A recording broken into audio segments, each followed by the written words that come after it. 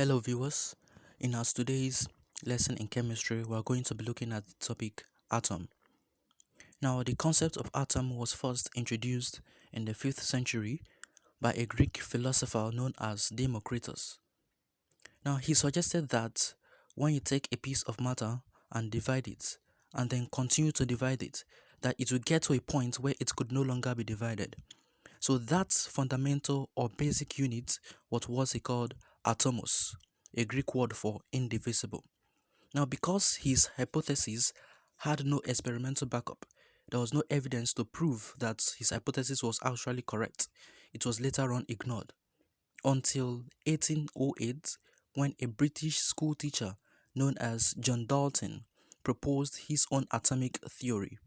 Well, Dalton's atomic theory was a huge breakthrough in the discovery of atom, but not all parts of the theory were completely true. Hence, there was need to modify his atomic theory. So let's look at some of the postulates of Dalton's atomic theory and also their modifications. So the first postulate says that all matter consists of small indivisible particles called atoms.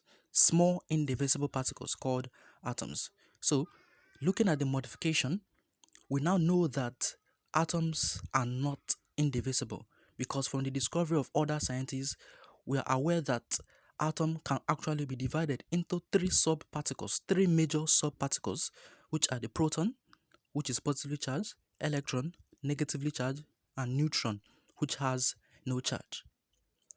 Moving over to the second postulate, it says that atoms are indestructible and can neither be created nor destroyed. Now, what this postulate is trying to tell us is that you can't destroy atom and you can't also create atom. But this is not true for nuclear reactions. Well, it's true for ordinary chemical reactions where we have that total mass of the reactant must be equal to the total mass of the product. But when we come to nuclear reactions, it is not true because in the discovery of radioactivity, it was discovered that there are some elements that are capable of being destroyed or splitted to form atoms, one or more atoms that are entirely different from the original atom.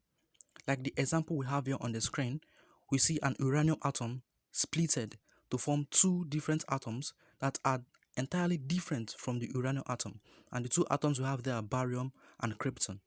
So at this point, we can say that the uranium atom has been destroyed to produce or create two atoms, which are barium and krypton.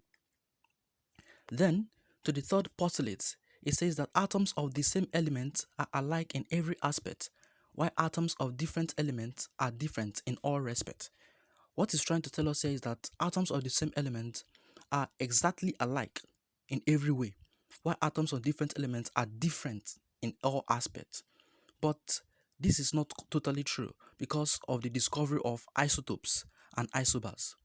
Now, isotopes are atoms having the same atomic number, that is, atoms of the same element with the same atomic number but different mass number.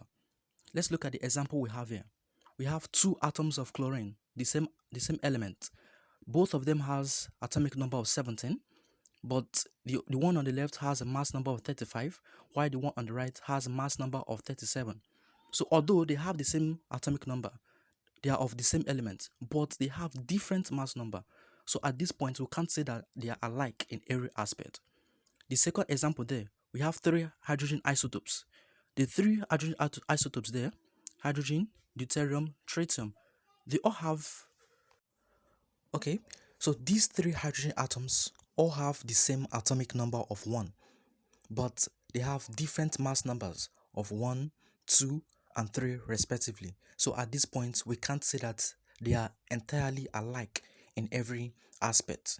So moving over to the second part of this postulate, we have isobars. Isobars are atoms having the same mass number but different atomic number. So this is just like an inverse of isotopes. We can, as you have here in the screen, we have three different atoms there. We have argon, potassium, and calcium. They all have the same mass number of 40, but different atomic numbers.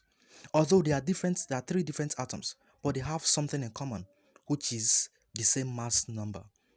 So, moving over to the fourth postulate, says that atoms of different elements combine in simple whole number ratios to form compounds.